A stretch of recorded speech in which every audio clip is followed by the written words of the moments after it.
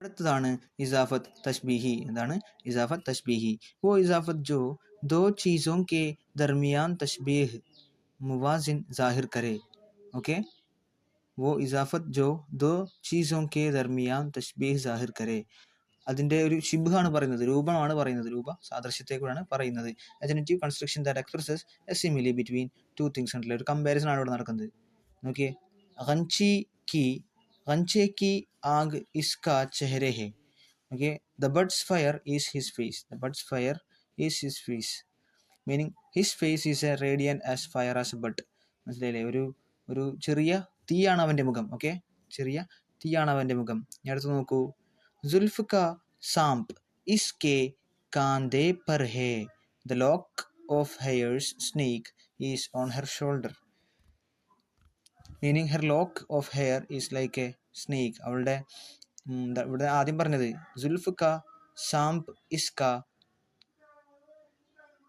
कांधे पर है. The lock of hair's snake is on her shoulder. അല്ലേ,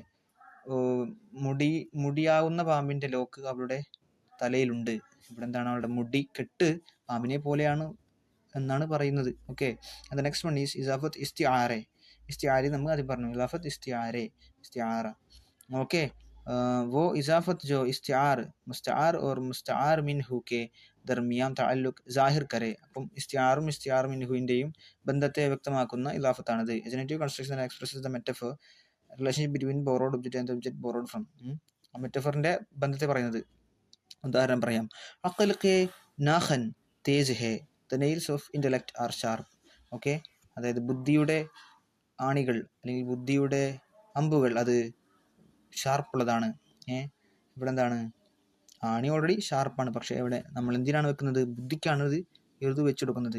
പിന്നെ ഹയാക്കെ ചാദർ സർഗൈ, the veil of shyness is destroyed or fall down. Okay,